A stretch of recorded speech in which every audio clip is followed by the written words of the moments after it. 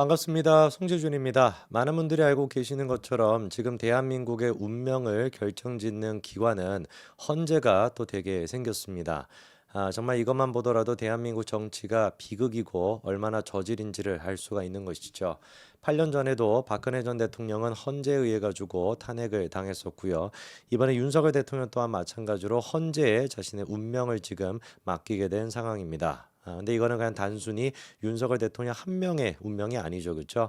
이거를 통해서 대한민국의 운명까지 결정이 되다 보니까 어쩌다가 대한민국이 헌재에 따라서 이렇게 좌지우지게 되게 됐는지 참 기가 막힐 뿐입니다.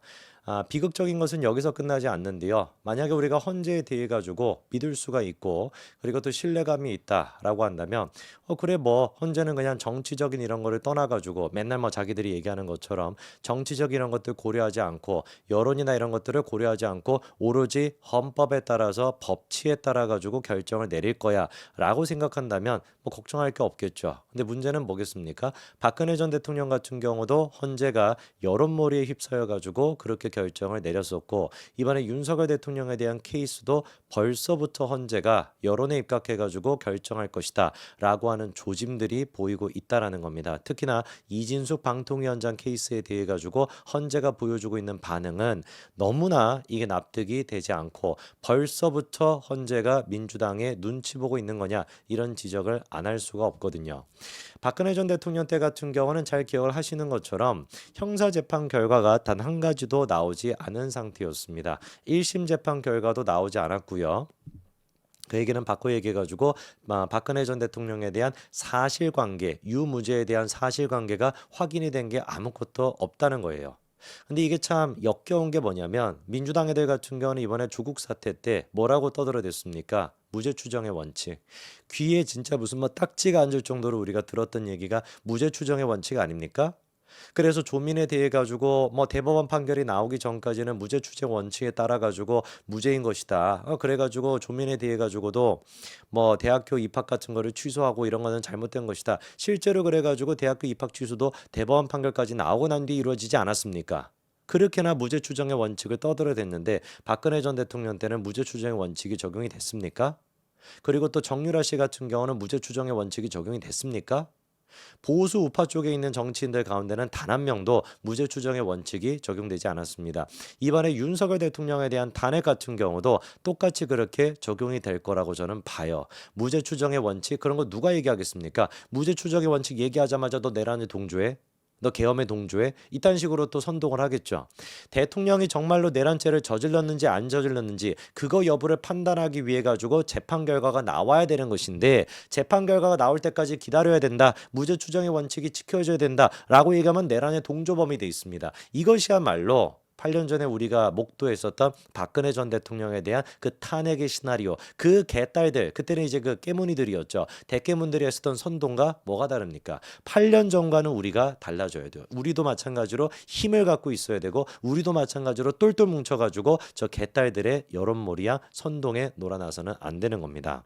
자, 그러면은 제가 왜 도대체 헌재가 벌써부터 민주당의 눈치를 보고 있다 이런 말씀을 드리는 것이냐? 일단 첫 번째로 이번에 윤석열 대통령에 대한 주심 재판관이 정영식 재판관이 됐다라는 거 아실 겁니다. 정영식 재판관 같은 경우는 지금 있는 6명의 재판관 가운데서 유일하게 대통령이 직접적으로 임명했던 사람이죠. 그렇죠? 대통령 추천 인사입니다. 그런데 헌재가 이번에 주심 재판관이 누구인지 공개하지 않겠다라고 얘기했고 그게 관례다라고 얘기를 했어요. 그런데 이게 관례가 아니죠. 바로 직전에 있었던 탄핵 재판이 뭐가 있었습니까? 박근혜 전 대통령. 그때 주심 재판관 누구였습니까? 강일원 주심 재판관이었어요. 그때는 공개 안 했습니까? 공개했거든요. 아니 그러면은 바로 직전에 자기들이 공개해 놓고 이제 와가지고 이거를 공개 안 하는 것이 관례다라고 한다면은 국민 알기를 진짜 뭐로 한다라고밖에 생각을 못 하는 거 아니겠습니까? 관례가 아니란 말이야. 제가 봤을 때 이거를 공개를 안 하겠다라고 했던 이유는 딱 한 가지인 것 같아요. 윤석열 대통령이 임명했던 윤석열 대통령이 추천했던 정영식 재판관이 주심이 됐다라는 거. 이거는 뭐 자기들이 결정하는 게 아니라 추첨을 통해 가지고 되는 거니까 괜히 이것 때문에 시끄러워질 거야. 괜히 이것 때문에 민주당이 우리 또 공격할 것 같아.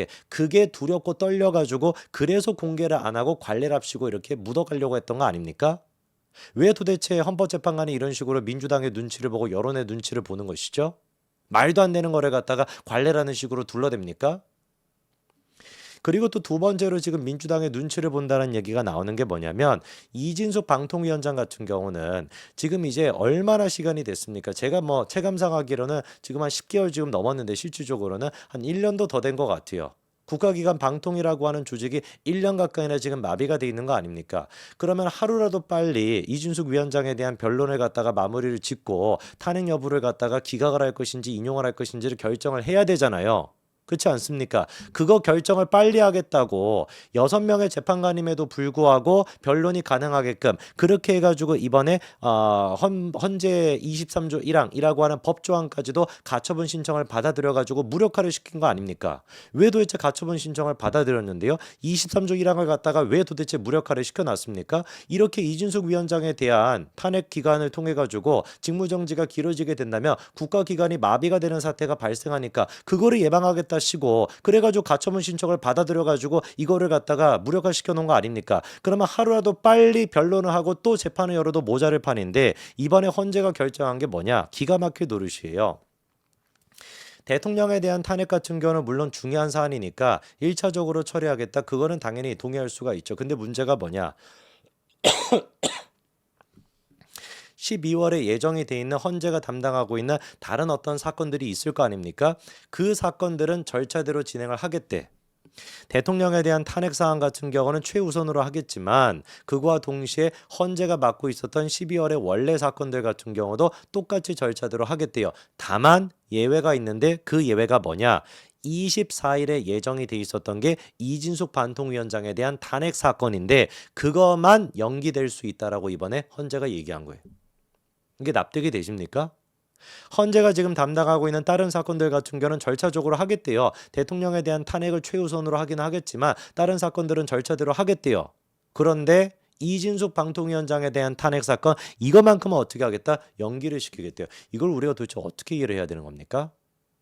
헌재가 하는 얘기를 들어보니까 대통령에 대한 탄핵 심판 사건을 일단 여러 가지 사건 중에서 최우선적으로 심리를 한다. 그러나 12월에 예정이 되어 있는 다른 사건은 절차는 그대로 진행하는 것을 원칙으로 하지만 딱 한 가지 24일에 예정되어 있는 방통위원장 탄핵 사건 변론 기일만큼은 청문회 일정으로 연기될 수도 있다. 이렇게 얘기하고 있습니다. 이거를 우리가 어떻게 납득을 할 수 있을까요? 이게 우리가 뭐 모르는 뭐 전문적인 어떤 그런 영역이 있기 때문에 그래가지고 우리가 이거를 단편적으로 보고 헌재가 지금 민주당의 눈치를 보고 있다 이렇게 제가 얘기하는 것일까요? 그렇지가 않습니다. 전문가들이 지금 하는 얘기가 뭐냐면 헌재 결론이 나올 때까지 방통위원장의 직무정지가 끊임없이 이어지고 있는 그런 상황에서 이런 결정이 나온다는 거 24일에 예정돼 있는 걸 미룬다라는 결정이 나온 건 헌재가 민주당 눈치를 보면서 사건을 의도적으로 미루고 있는 게 아니냐라는 의구심을 낳게 한다라는 전문가의 지적이 나오고 있습니다. 그것뿐만 아니라 또 다른 전문가도 뭐라고 하냐면 어떤 기관보다도 정치적인 기류와 여론에 신경을 쓰는 게 바로 어디다? 헌재다. 이런 이유로 대통령 등이 헌법재판관을 선임할 때 다른 기관보다 더 어려워할 수밖에 없다. 이런 지금 지적이 나오고 있습니다. 다른 지금 기관도 아니고요. 헌재입니다. 헌재. 대한민국 사법부의 최고 기관이라고 할 수가 있지 않습니까? 애당초 저는 이런 식으로 헌재가 정치적인 모습을 보인다라고 한다면 대한민국 사법 시스템에서 헌재가 왜 필요한가라고 하는 근원적인 의문도 좀 들어요. 그냥 대법원까지 있으면 되는 거 아닌가? 굳이 헌재가 왜 필요한가? 헌재가 지금 대통령에 대한 탄핵이라고 하는 어마어마한 지금 사건까지도 담당을 하는 것인데 이렇게나 벌써부터 재판이 본격적으로 시작되기도 전부터 민주당의 눈치나 보고 여론의 눈치를 본다라고 한다면 이런 기관이 뭐하러 필요하나라는 생각이 듭니다. 8년 전에도 헌재는 만장일치를 통해 가지고 굉장히 비겁한 거죠. 그렇죠? 반대 의견이 분명히 있을 수밖에 없을 것이고 소수 의견이 있을 수밖에 없음에도 불구하고 만장일치라고 하는 전체주의를 통해 가지고 사실상 자기의 소신을 묻어버렸습니다.